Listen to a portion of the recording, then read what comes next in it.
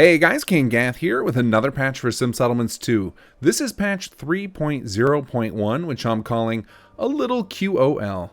And that is because we have got our first quality of life improvements post Chapter 3. This is much more than just bug fixes for this particular patch.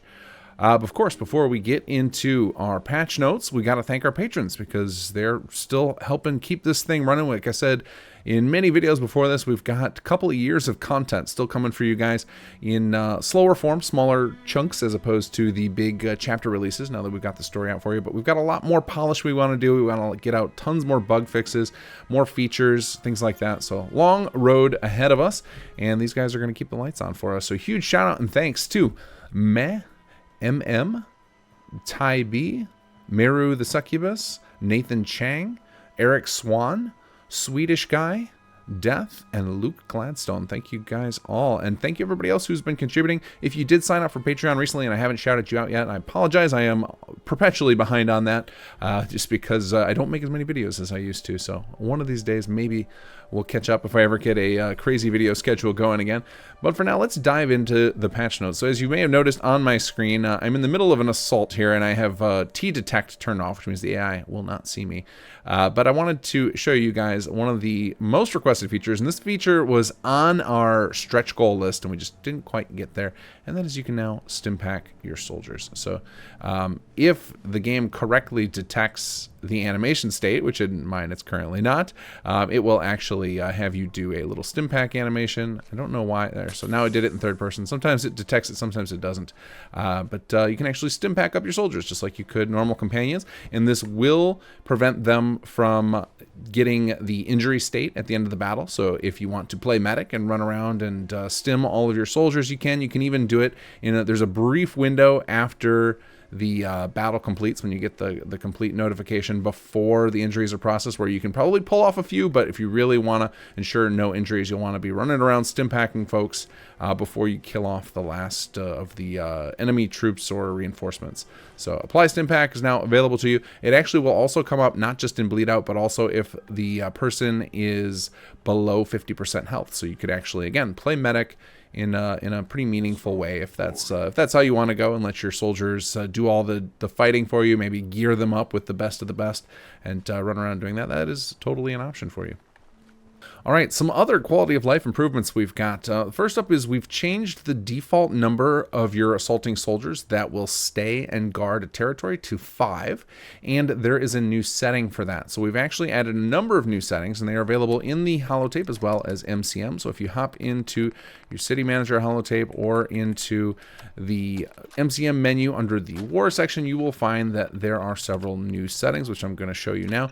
The first of which is the ability to turn off the autosave before assaults, which you might want off if you are playing in survival, or if you're just worried about the game crashing during autosaves. I know for some folks that can happen, and that is the first option up there, autosave before assaults. It does default to on. You can turn that off, so autosave before assaults. The other two are the move in. So if we go down here to move in outpost soldiers, by default, your entire assault team will be moved into the new outpost. So if you attack a new settlement with the goal of turning it into a new outpost, your entire assault team will make it their home. But you can change that setting here. You have 6 different options.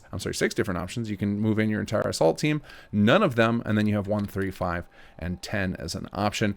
Obviously, if you take an assault team smaller than the number you have chosen here, it will only move up to that. So for example, if we take an assault team of 8, and you have the setting to 10, it will only move in those 8. And we have those exact same options available for move in territory guards. So it will default to 5 as opposed to the entire assault team, because you shouldn't need 15 people, which is often what happens with an assault team. You shouldn't need 15 people to hold most of the territories, though that may change over time, or you might find that you do want a large amount of people there, especially due to the fix that I'm about to tell you guys about. But either way, these options are available for you to control that, so you have a little more nuanced control, and you have to spend less time hunting down and converting people back to warriors.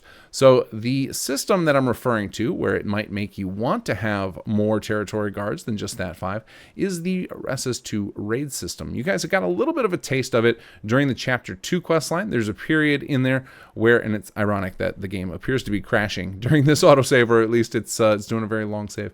There is a period during Chapter 2 before you take GNN where you get a constant stream of attacks against you from gunners. And something similar was meant to happen in Chapter 3, but not quite as in your face. So we have that same raid system, but we received a lot of feedback during Chapter 2 that folks didn't like having the things pop up all the time. And we have a system for dealing with that, but it turned out the entire raid system just wasn't working at all in Chapter 3, and we discovered that recently. So that has been fixed. Now, I want to talk about the differences. Oh, there goes the game, did recover. For those of you who didn't like the non-stop stream of attacks in Chapter 2, and how you now have control over the notifications. So by default, in Chapter 3, when one of your locations, whether it be your territories or your actual settlements, when they are under attack, the only way you will get notices is if you set up both a watchtower and a communications building inside of those settlements, or in the case of your territories, those are buildable items, the watchtower, the makeshift watchtower and makeshift communications relay, which can be built in the workshop mode of your territories by activating the flag. So if you don't build those, you won't be notified of that particular attack, so you can ignore it. And we have a very in-depth off-screen raid resolution. So if you decide to ignore those raids, or if you never decide to turn them on, they will take care of themselves for the most part, as long as you keep your places well defended. And in the case of your territories, have plenty of guards there and or patrols, you won't have to worry about losing control of them. And rather than it being a pass-fail like it is in the base game, where you get to a point where there's a max amount of defense that can benefit you, we do not have such a system. Instead, the more defense you have, the less casualties your people will suffer, so your soldiers will take less injuries. And we have a whole system behind the scenes for handling things like how many turrets get damaged, how many of your soldiers are injured, how many of your people get taken captive, all sorts of things behind the scenes that will get resolved. We'll eventually document all of that on the wiki, but basically if you build up large amounts of defense, whether it be in the form of turrets or soldiers, you won't have to worry about losing those raids. But if you like constantly running in to join the defense, you can build up yourself a network of watchtowers and communications so that you can get that information in the form of those quest pop-ups like you're used to. And in addition with those, they also create a little bit of a buffer so that if you want to run back, instead of the thing happening and resolving off camera, the enemy soldiers will basically wait for you to arrive so that you can be a part of the actual defense. So you should see less of the vanilla problem where all of the soldiers just spawn in the middle of your base with our raid system, and instead it's kind of an opt-in system. If you want to be notified, if you want to run ahead, you will be able to do that. So that is the intent of that system. Unfortunately, it hadn't been working, and I think we just assumed that it was fixed when we stopped getting bug reports in alpha, but in fact it was just that the system wasn't turned on in the first place. So that is now resolved, so you should see things reacting a little more naturally now. So if you leave a place fully undefended, it will be very quickly taken over by gunners or super mutants or some other faction. All right, now we are in HQ in the meeting room because I want to show you guys something that has already existed, but it's got a new little extra feature. So on Teresa's desk over here, we've got the HQ flag, and using this works the same way as it does to change the flag on a city or war planner's desk, where setting it to something different will change all the flags in that location. HQ has the same type of thing. We've got, for example, this flag over here, and a lot of the various room designs throughout HQ also have dynamic flags involved. And once you select the flag from here, it will not only change that, but it will give you a new little pop-up to change what we call your Empire flag. And your Empire flag is the default flag that any new location you take will use. So that includes both your settlements and your territories. So you have three options here. No, just set this at HQ, which just means you're just trying to change your HQ's flag, but you don't want it to become your Empire flag.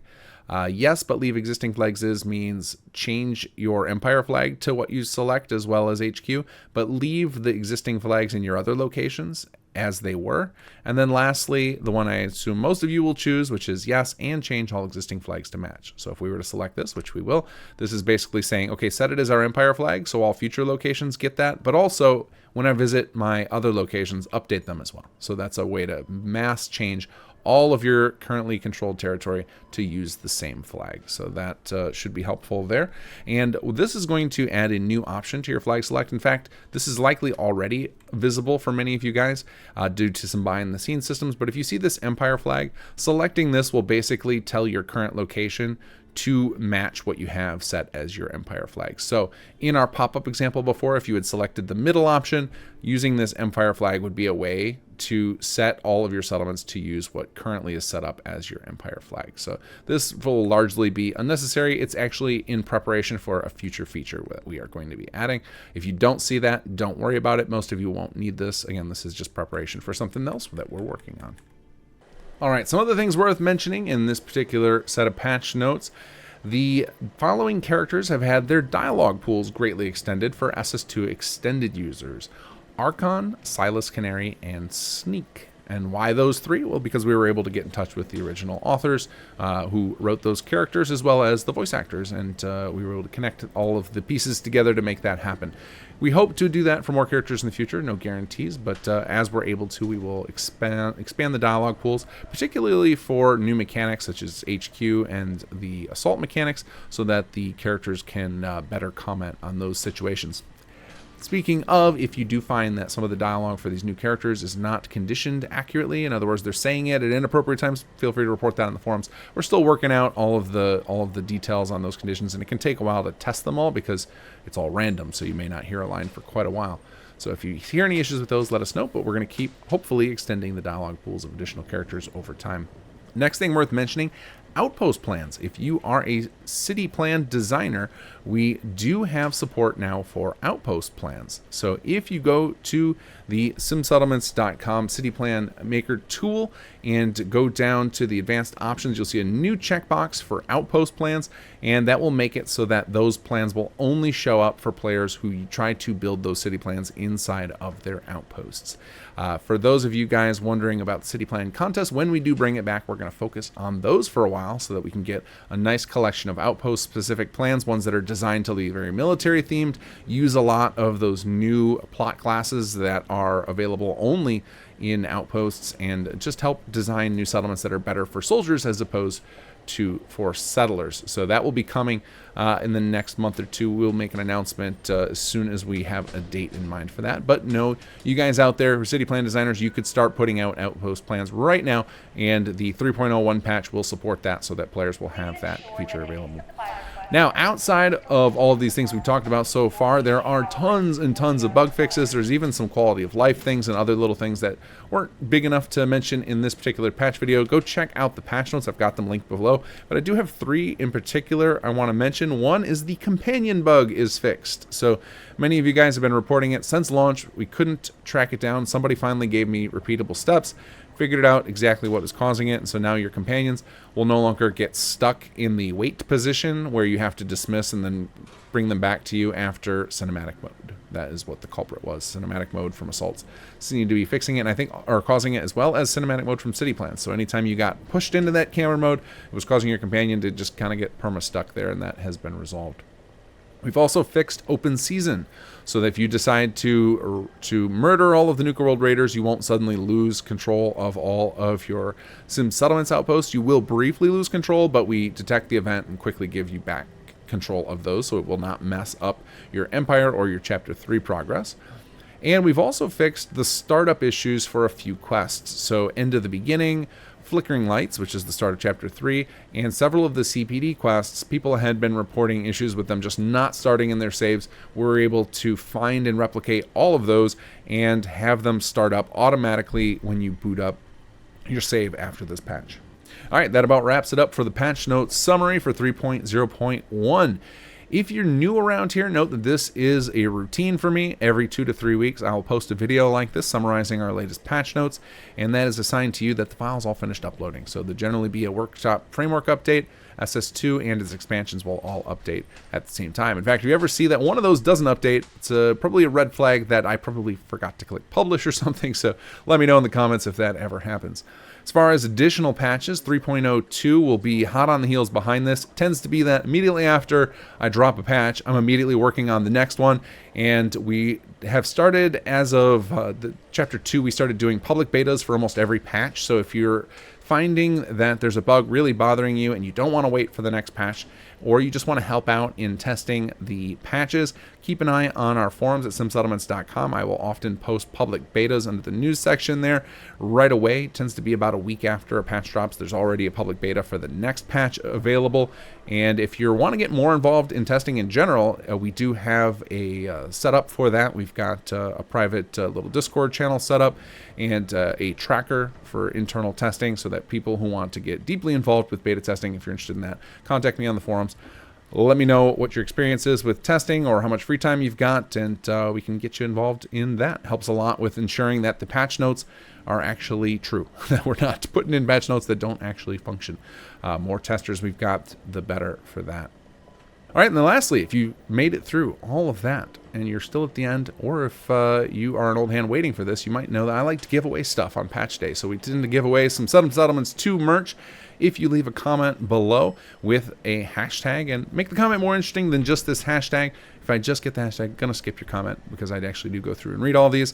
So include in your comment hashtag post launch if you want to get put in the drawing for some Settlements 2 merch. All right, guys, take care and enjoy the mods.